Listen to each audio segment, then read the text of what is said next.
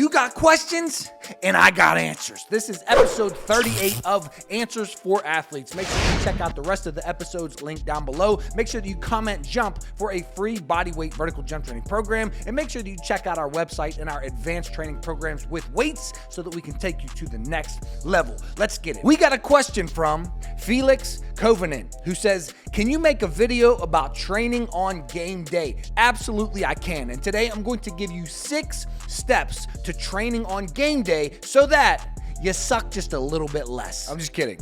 I know that everybody out there is a walking bucket. Rule number 1 for training on game day is combine your sessions if possible. And what I mean by this is combine your workout with your game. Do them back to back. And the reason that we do this is to keep all breakdown of your tendons, your muscles, your central nervous system combined into one big session. If you train in the morning and then you train in the evening, you're breaking down your tendons, your muscles, your central nervous system in the morning, and then also breaking down your tendons, your muscles, your central nervous system in the evening. It's not the worst thing, but it is a little bit better if you can combine your sessions and do them back to back. Do your workout and then your game, or your game and then your workout. Or don't do this. What the hell do I know?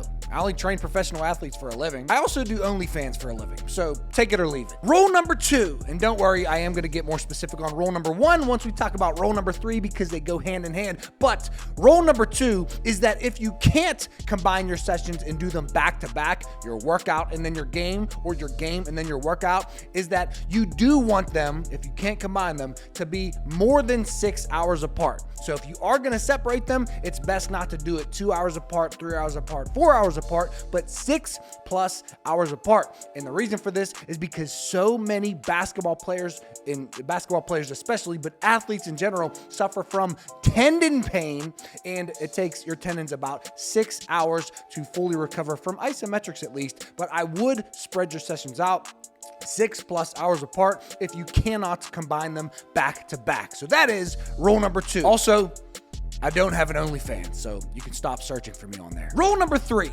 is that if you are going to be combining your sessions, which you should, I want you to do lower body before your game and upper body after your game. So let's just say, for example, you're on an upper-lower workout split where you do all upper body one day and all lower body the next day. If it is a lower body day and you have a lower body workout the same day as you have a game, I want you to do your lower body workout before you play in your game. And for most of you watching, you are basketball players. If you're not a basketball player, just assess the energy demands of your sport and what is needed of you from your sport. But for a sport like basketball, there is a lot of explosive running and jumping, but it is also a lot of endurance. There's a lot of cardio. You're running for a long time. It's very endurance-based. Basketball is an endurance-based sport. So if your goal of your workout is to get more explosive, to jump higher, to cut quicker, to have a more explosive first step, then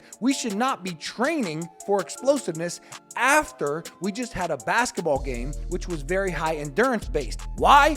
Because you're going to be fatigued. Not really fatigued like I am when I'm trying to win an argument with my girlfriend. That's more like mental fatigue, emotional fatigue, but I'm talking for you, physical fatigue. By the way, I never win those arguments. I guess I'm not supposed to take my leftover food on my dinner plate and just put the entire plate into the refrigerator without wrapping it or covering it or putting it into a container. Shit, what do I know? After your game, we are going to be training upper body. And the main reason for this is because go ahead and train your upper body before your game. And then if your muscles are fatigued, you're going to be shooting short. You're going to be airballing like Kobe did his rookie year. But then again, being like Kobe's not a bad thing. Anyways, guys, just trust me on this. Rule number 3, if combining sessions, make sure you do your lower body session before your game and your upper body session after your game. Or don't train at all and just be fat.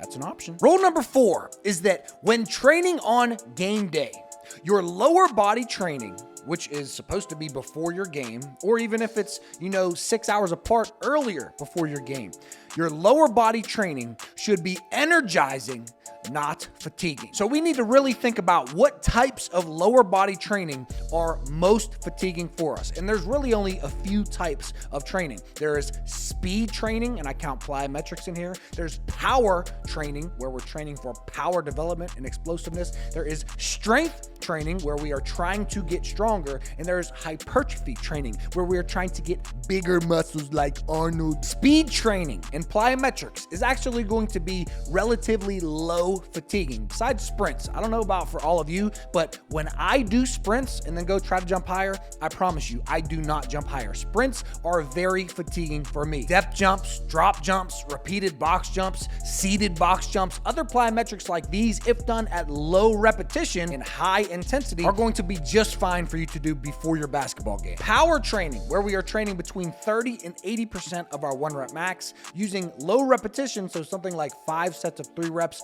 of a hang clean or a high pull or a power clean or a hang high pull or even a squat or a deadlift, but it has to be 30 to 80% of your 1 rep max, and you are moving the bar as fast as possible, trying to increase your power development, but also being low rep so that it is low fatiguing.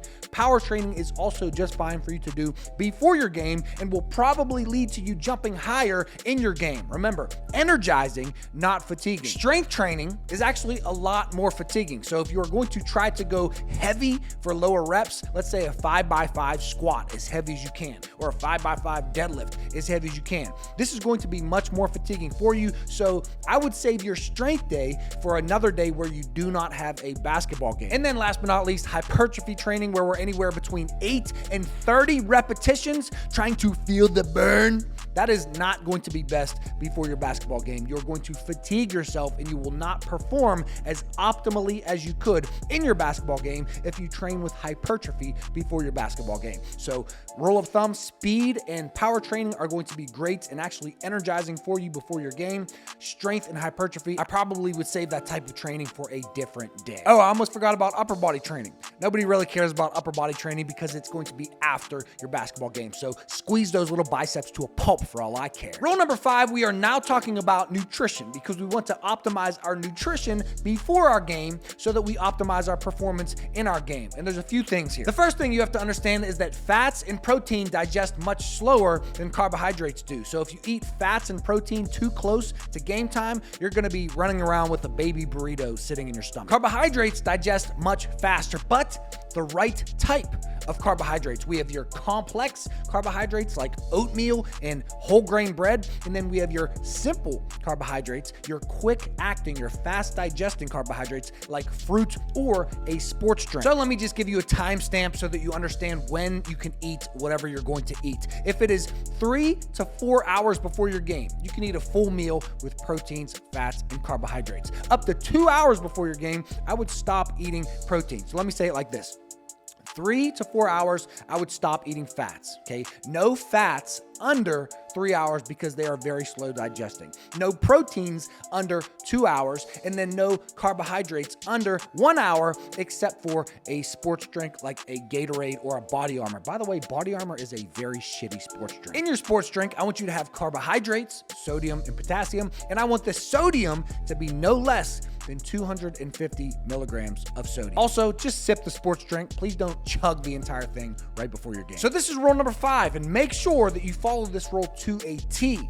Or don't, and just run around with a full stomach. And I think that you'll find that you have about as much endurance as my college roommate Drew's bulldog who was overweight named Diesel. Rule number 6, in the very last rule, we cannot talk about nutrition before your game without talking about nutrition after your game. After your game, I want you to consume protein and carbohydrates. Simple carbohydrates like another sports drink or some fruit, a banana, some pineapple, some strawberries, although strawberries are very low calorie. So a banana or some pineapples are going to be very good for you after your game, but minimize the fats that you consume after your game because, as we spoke of, fats slow digestion, and we want those protein and carbohydrates to hit our muscles and our body and our system as quickly as possible after our game. So within the hour, you don't have to go chug a drink or eat a banana as fast as you possibly can in a protein shake.